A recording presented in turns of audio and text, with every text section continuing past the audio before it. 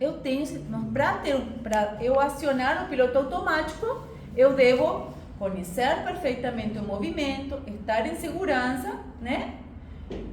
E saber tudo o que vai acontecer. Aí eu coloco o piloto automático.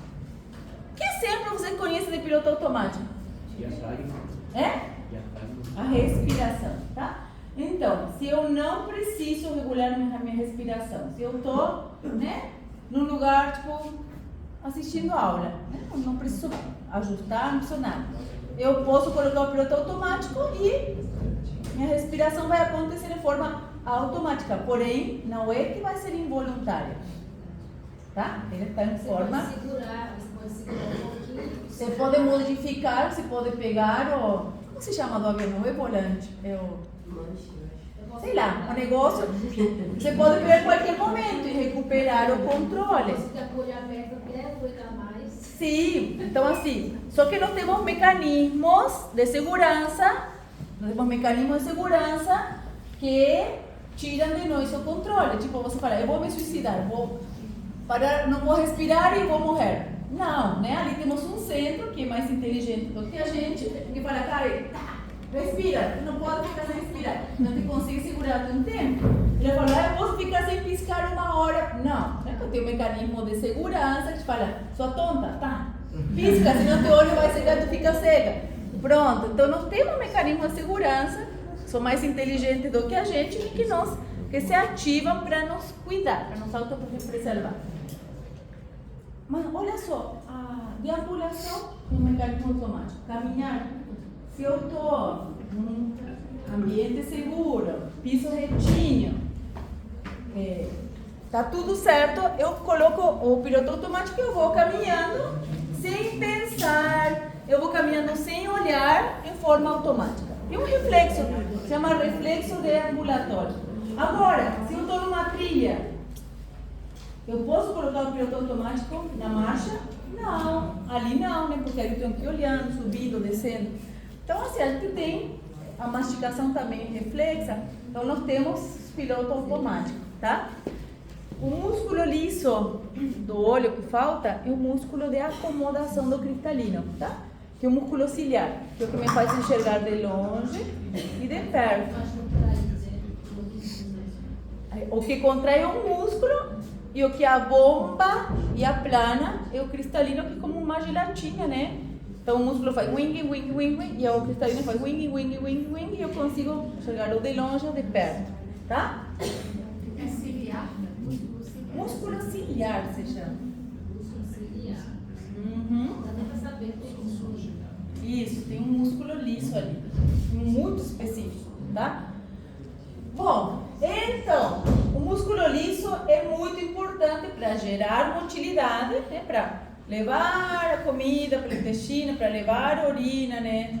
Para a bexiga, para mobilizar coisas, né? Expulsar bebê, não precisa o músculo liso para mobilizar e também para manter tensão, tá? Para manter tensão, como por exemplo nas artérias, tá? Então é muito importante o tono muscular na parede arterial para manter uma pressão, tá? Se eu não tivesse esse tono vascular, a artéria ia relaxar e o que acontecia com a minha pressão? Despencaria, tá? E se a pressão despenca, o sangue não circula e eu entro em choque circulatório, não, né? Choque circulatório quando para toda a circulação. Bom, músculo liso. Então, músculo liso, a gente entende que, e não se preocupe, nós vamos falar muito disso aqui, tá? Hoje é mais fácil. Assim, em geralzão, a gente vai vocês perceberam que a gente cada aula aprofundiza, vai nadando mais fundo. Então, músculo liso, assim, para vocês entenderem, tem 2 grandes tipos. Então, tem 2 grandes tipos. Um músculo liso, que é o mais comum, tá? É o que vocês mais vão ver. É o mais abundante, que é o músculo liso unitário. O que quer dizer músculo liso unitário?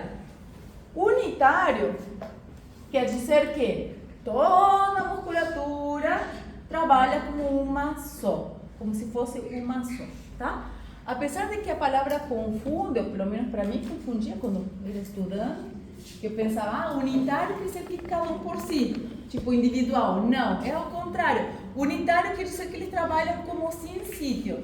O que é trabalhar como sincítio? Como se todos fôssemos um só, tá? Todos são um só. Quer dizer que se a gente contrai ao mesmo tempo. Se a gente relaxa ao mesmo tempo, tá? Então, isso é trabalhar em sincítio. Tá? Por exemplo, o coração, nós vamos ver, o coração também trabalha como sincítio, tá? Ou seja, quando o ventrículo contrai, ele contrai todas as fibras musculares como uma só, no mesmo instante, sim? Isso aí graças a quê? Graças a que o músculo liso unitário, sim, possui aquelas uniões, aquelas junções discos intercalares, a união GAP, tá? Que faz parte da sinapse elétrica, que é um tipo de transmissão de informação ultra mega rápida, que faz que quando chega o estímulo, todas as fibras, a transmissão do impulso é tão acelerado, tão rápido, que todas as fibras musculares conseguem se contrair no mesmo instante. Sim? Sim, sim. Está mais para frente, eu acho. Está aqui. Ali em cima, segundo, funciona de maneira sincitial, tá? Trabalha em sincítio. Ótimo. Então, esse tipo de músculo é o músculo que a gente vai ver em tudo, né? Bexiga, todos os ductos. É o músculo que a gente vai ver no intestino, no útero, tá? É o músculo mais frequente. É importante que esse músculo, geralmente, ele está sempre em camadas, tá? Ele é importante para mobilizar, sim? Para mobilizar. Como eu falei antes, não tem resistência entre uma célula e a outra, ao contrário, cada fibra muscular está unida a outra fibra através dessas uniões GAP, tá? Ou junções, ou discos intercalares, ou união em brecha. E aquela união da sinapse elétrica. Sinapse elétrica, lembre, nós falamos disso na primeira aula. A sinapse elétrica era importante porque a transmissão era tanto para um lado como para o outro, tá? Então, tanto veio de lá ou veio de lá, a transmissão vai passar, sim? Isso faz com que a contração seja sempre em forma bem coordenada, sim? Esse tipo de músculo unitário, ele vai receber ordens, por assim dizer, o estímulo, de todos os tipos. Pode ser através de um nervo, que no caso, se vai ser autônomo, porque o músculo liso vai ser esse aqui, tá? Receptores nicotínicos, muscarínicos, tá? Então, pode receber através de um neurotransmissor, pode receber através de hormônios, tá? Nós vamos ver em digestivo que em diferentes partes do tubo digestivo se liberam hormônios que têm ação muscular, como por exemplo a colicitocinina, que é um hormônio, tá? Colicitocinina, por exemplo, é um hormônio que se libera no jejuno, tá? No duodeno, no jejuno, e ela vai ser liberada perante a presença de gordura no alimento. Gordura, tinha algum nutricionista nessa turma? Gordura e proteínas, tá? Quanto mais gordura e mais conteúdo proteico tiver, principalmente gordura, mais colicitocinina vou liberar. Colicitocinina é um hormônio que libera enzimas no pâncreas, vamos ver, mas ela tem uma função muscular também. Ela vai agir, ela entra em circulação e ela vai agir em receptores específicos na musculatura da vesícula e do colédoco, tá? Então, quando como gordura, libera colicitocinina, que vai para o pâncreas, estimula a liberação de enzimas digestivas, porém também vai até a vesícula, contrai a vesícula e libera o bílis. Lembrem que o bílis é um detergente, tá? Ele emulsiona, ele corta a gordura, tá? Por isso que quando a gente come, tem pedra na vesícula e come gordura, dói, né? Tentem vocês fechar a mão com um monte de pedra dentro, né? Daí ela se machuca e causa inflamação, que se traduz, né, como dor. Bom, e o que é o multiunitário? O multiunitário multiunitário aí sim, é cada um por si, tá? O multiunitário não tem muitos exemplos, sim? O multiunitário, como você vê ali, está em alguns lugares bem específicos e são fibras musculares, ou seja, são várias fibras musculares, prestem atenção, várias fibras musculares com o mesmo objetivo, porém, elas vão ter inervação independente. Por quê? Porque a resposta de cada fibra vai ser diferente, tá? Por exemplo, olha o exemplo do cristalino, sim?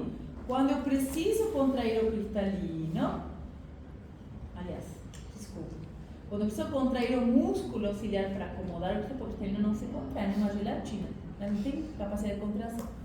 Quando eu contraio o músculo auxiliar, tá? Para poder acomodar o cristalino, essa contração não é como um esfíncter, tá? É um músculo que ele vai se contraindo, né?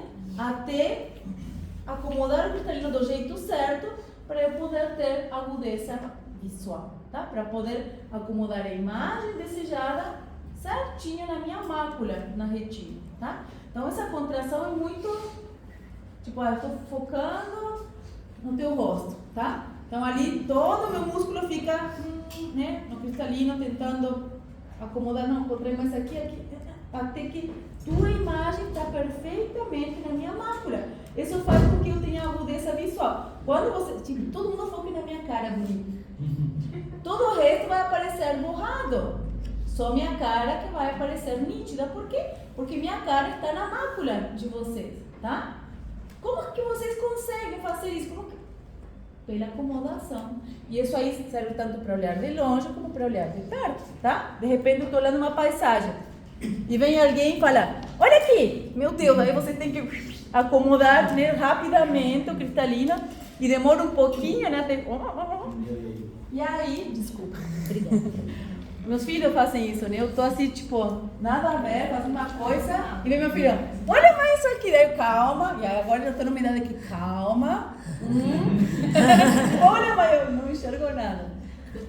Falando disso, vocês viram que saiu um colírio de correção da hipermetropia que dura 10 horas? A FDA aprovou nos Estados Unidos, acho que até final de 2025 já sai. Nada a ver, né? Eu sou assim, vocês perceberam, né? Vem uma coisa na cabeça e fala. A razão dos bebês não enxergarem bem quando nascem seria... Não tem acomodação, exato. Eles não conseguem acomodar, eles ficam como? Eles têm exatamente, uma alteração. Também o olho está crescendo, tá? Então, o olho curtinho, sim? Então, é pelo desenvolvimento e pela falta de capacidade de acomodar, tá? Eles só conseguem olhar de pertinho, não conseguem olhar de longe. Por exemplo, quando vem, tipo, o bebê escuta a mãe primeiro, cheira a mãe. E ele fica assim atento, tipo, opa, eu ouvi a minha mãe, estou sentindo o cheiro. Quando a mãe chega perto,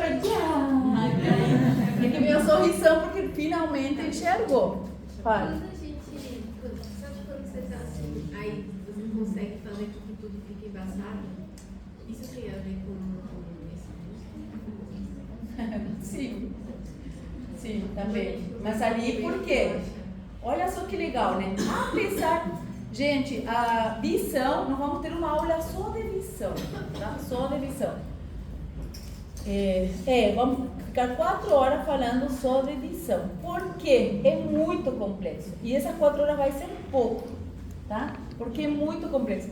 Olha só, toda a musculatura é lisa, porém, nós temos conexões com centros para você entender, da vontade, tipo, de você fixar tua vista em uma coisa específica. Então, por exemplo, eu quero fixar a vista ali, nesse cartaz, proibido operar manualmente com sumóvel e tal.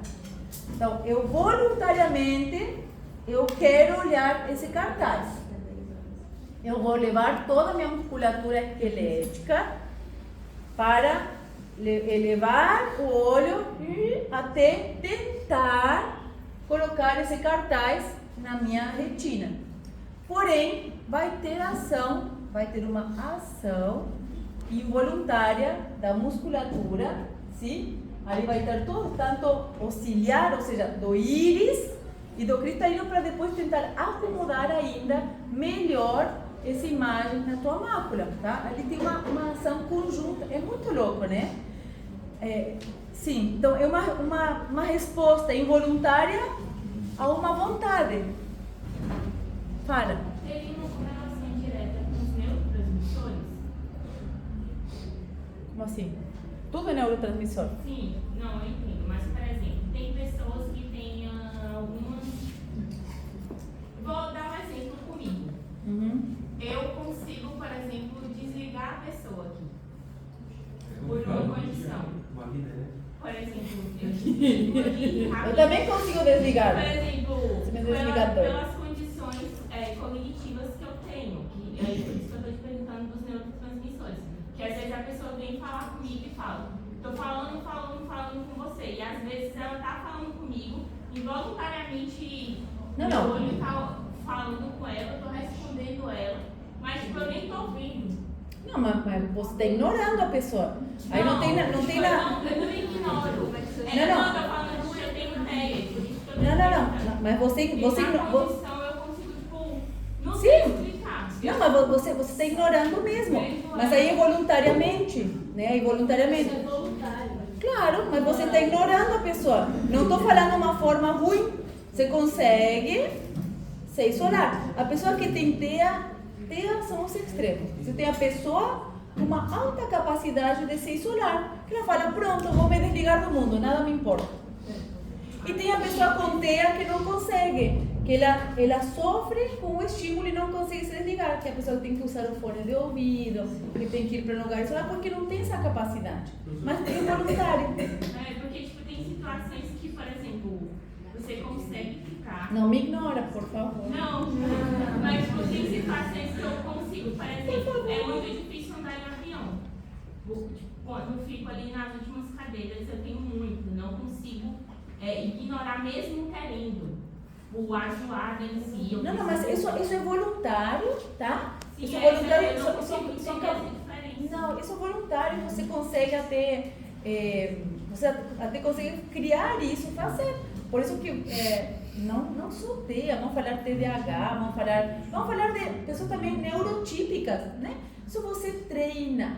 Tudo é treinamento. Tudo treinamento. Sempre falo, isso aqui é muito importante entender com a pessoa adulta com diagnóstico tardio, né? Fala, pronto, está explicado, eu sou assim porque eu tenho TEA, pronto, agora está explicado. Não, ao contrário. Agora tu que sabes, né? Agora que você tem diagnóstico, você tem que bater mais na tecla para treinar melhor teu cérebro, tuas atitudes, né? Tudo. É por isso que eu tô perguntando, porque tipo, eu tive diagnóstico tardio, tipo, questionar. Mas é só treinamento, eu não né? consigo, tipo, algumas pessoas falam, não dá pra perceber porque você é verbal. Você consegue conversar, Sim. mas eu fui muito condicionada. E agora eu enfrento muito isso quando você fala em estímulo voluntário e involuntário. Deus ser voluntário e involuntário, porque tem coisas que realmente você não consegue distinguir. Se você Mas aí é treinamento. Tudo é treinamento. Tu consegue fazer um treinamento. Tem que ir uma pessoa, né, especializada e faz, que é a terapia ocupacional. Isso aí se chama terapia ocupacional. Voluntário é tudo que você quer fazer e voluntário. Não, por exemplo, vamos fazer de conta. Eu falei para ela, você não ouve porque você ignora.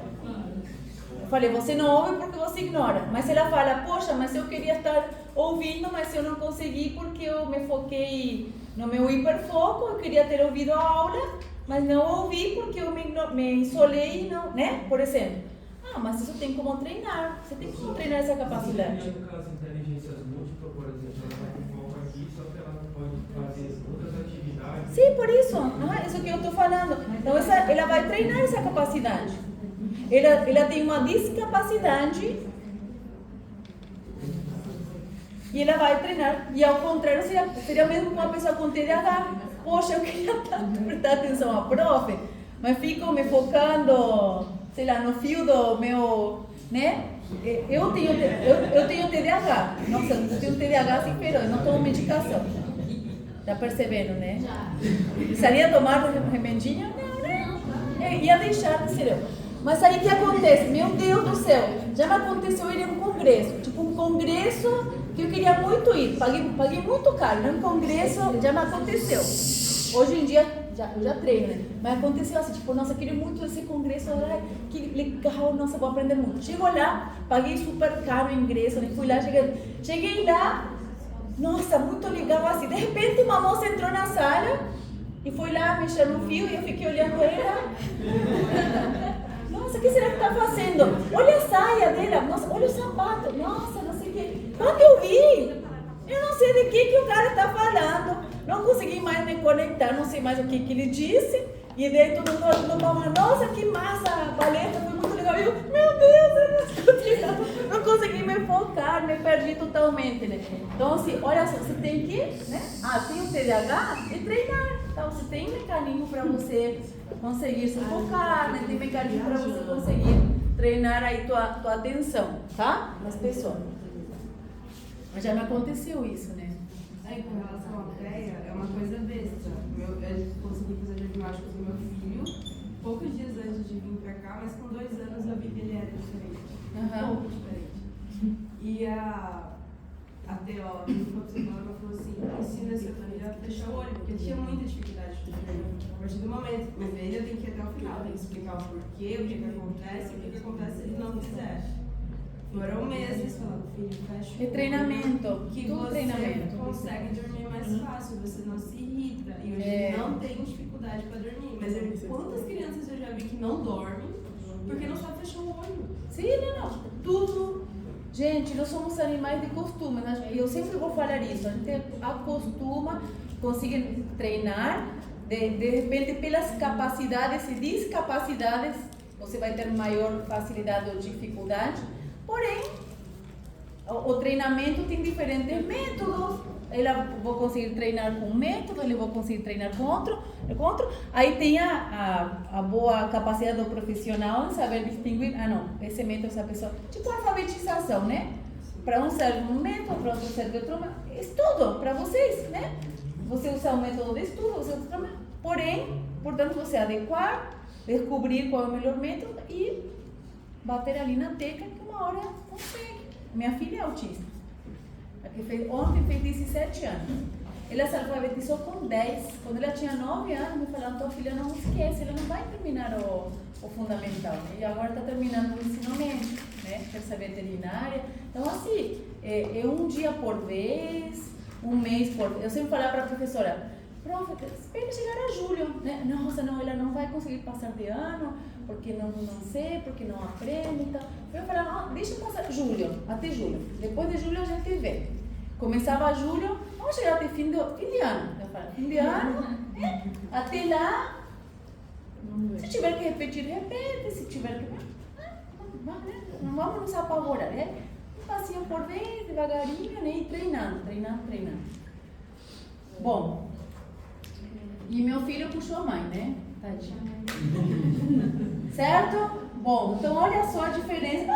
Já são 10 quilos. Olha só a diferença, né? Então a gente já deu uma adiantada nisso ali. Então, como seria a estrutura? Gente, a estrutura é diferente no músculo liso, totalmente diferente. Nós não temos o sarcômero, tá? Nós temos uma disposição em todas as direções dessa miofibrina, tá? Os filamentos de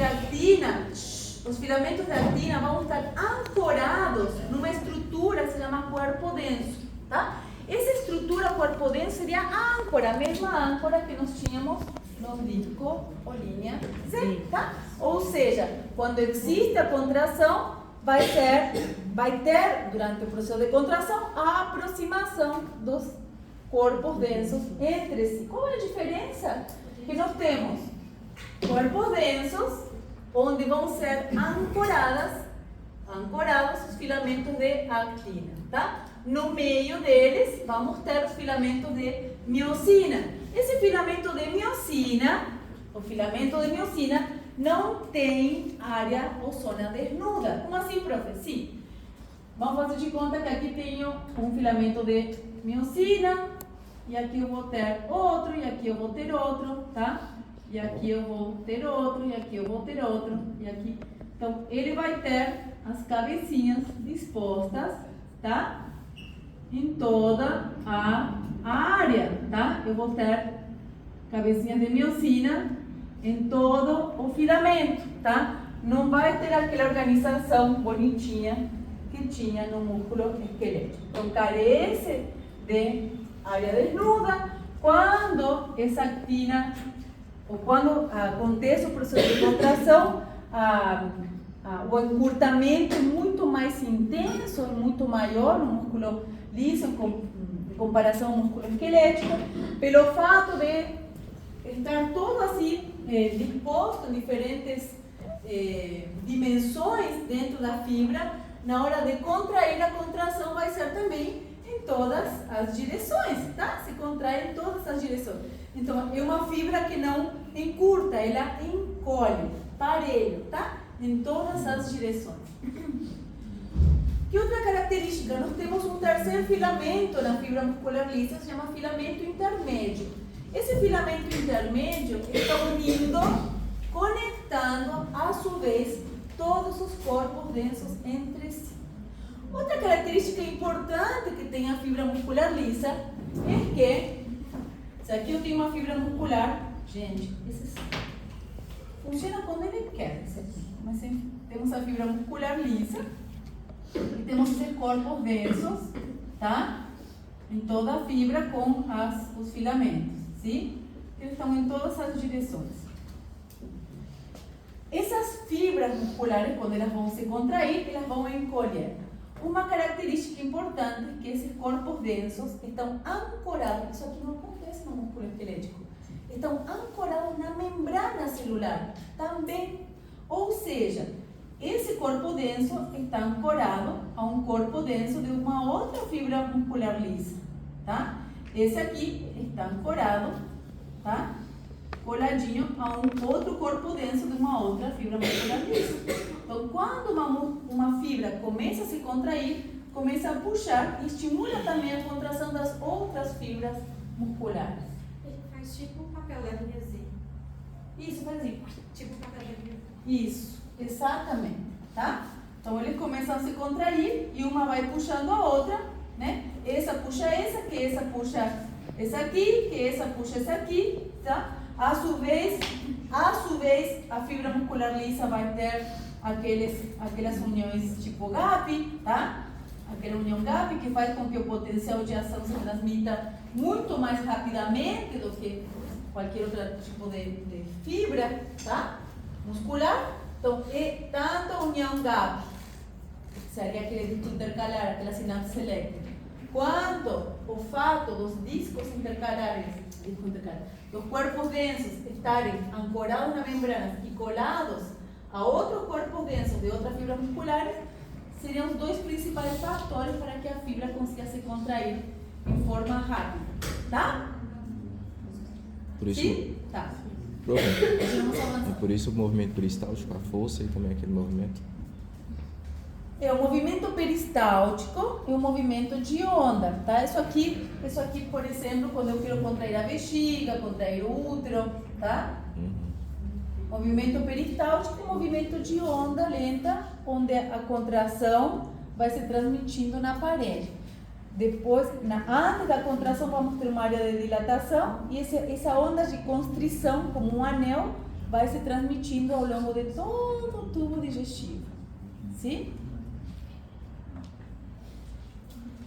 Imagina que contrair aqui vai se transmitindo. Mas imagina isso aqui num órgão inteiro, como por exemplo a bexiga na hora de urinar, tá?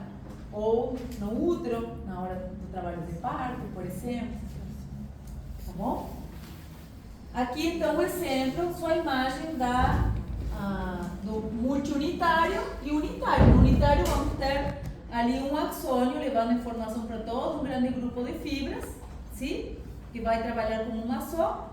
E no outro vamos ter vários tipos de axônio levando informação para várias fibras musculares, porém, lembrando que todas essas fibras musculares também têm o mesmo objetivo, como por exemplo acomodar o cristalino, tá? Então, são várias, todas as fibras do músculo ciliar têm a mesma finalidade que acomodar o cristalino, porém cada fibra vai se contrair de uma forma diferente e independente, sim? Então, Isso aqui já vi. Então, não temos essa organização em sarcômero. Isso aqui não acontece. Eu quero deixar claro isso aí. Não temos sarcômero, a organização é totalmente diferente. Que devemos entender também que esse mecanismo de acoplação, né, ou mecanismo de excitação também vai ser diferente, apesar de que vamos ter união da miosina com a actina, mas vai acontecer de outra forma. Isso aqui é só o que a gente já falou, tá? E isso aqui vamos ver melhor ainda em digestivo. Esse slide dá uma lida, mas a gente vai terminar vendo melhor em digestivo. Aqui diz somente que existem, vamos ver também circulatório, existem músculos, como por exemplo os vasos sanguíneos que vão manter um tono, tá? No intestino também, tá? Então vamos ter músculos que vão manter um tono, ou seja, um estado de semicontração, tá?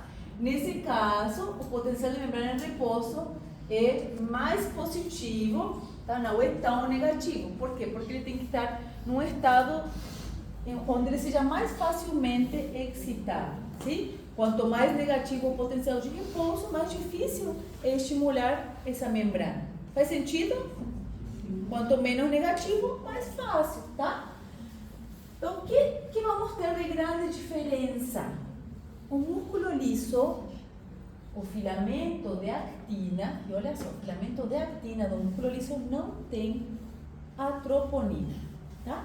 Não temos troponina no músculo liso. E a tropomiosina da actina não se sabe para que ela serve. Até vi uma revisão ano passado, que tem algumas teorias, mas assim, por que não? Porque ela não se encontra tampando o sítio ativo. Ou seja, a tropomiosina no filamento de actina do músculo liso, ela está de ladinho, tá? Ela não está tampando o sítio ativo. Ou seja, o sítio ativo da actina está o tempo inteiro liberado. Então, como acontece o mecanismo de contração? A miosina está o tempo inteiro lá se unindo? Não. Por quê? Porque não temos as troponinas, ou seja, não temos troponina C. E o que acontece então com o cálcio? O cálcio ingressa e o cálcio vai se unir a uma outra proteína que se chama calmodulina.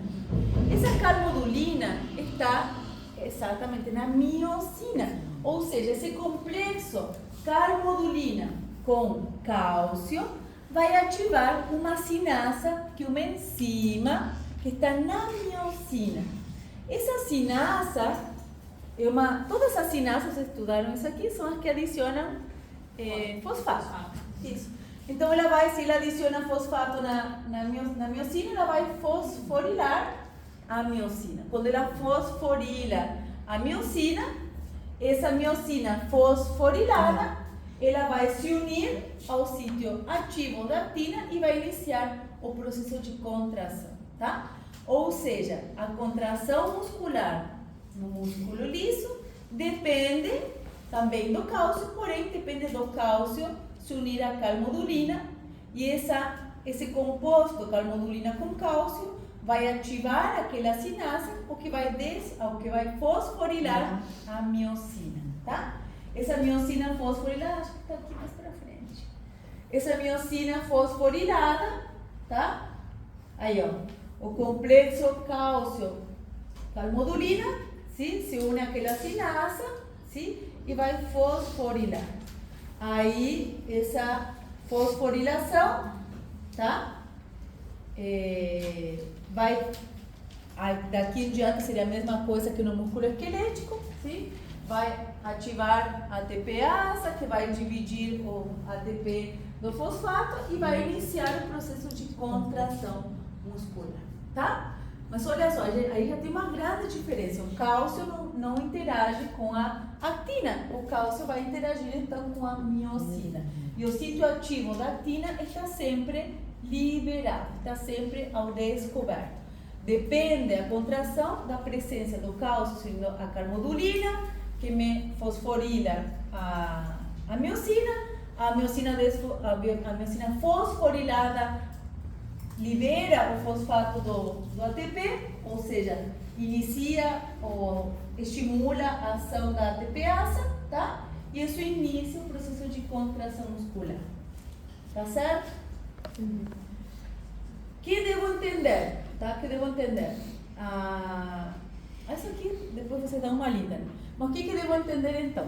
Pronto, então agora entendi que vem o cálcio, se une a calmodulina, ótimo. Isso vai fosforilar a miocina, sim? Porque ativa a sinasa, aí se ativa a ação ATPase, tá? Que vai liberar a energia, e aí vou ativar a atividade roxa, ou seja, vai fechar, vai dobrar, vai aumentar a atividade dos puentes cruzados e vai unir a miocina ativa.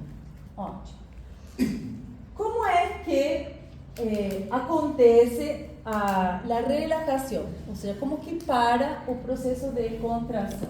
Em geral, esse processo de contração vai parar igual que no músculo esquelético, ou seja, quando eu parar de colocar cálcio para dentro da célula, tá?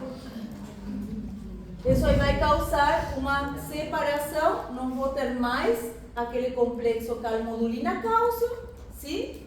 E o que acontece? Nós vamos ter uma enzima, que ele é uma proteína que está o tempo inteiro, eu não sei se está bem explicado, mas preste atenção, vai estar o tempo inteiro desfosforilando, tá?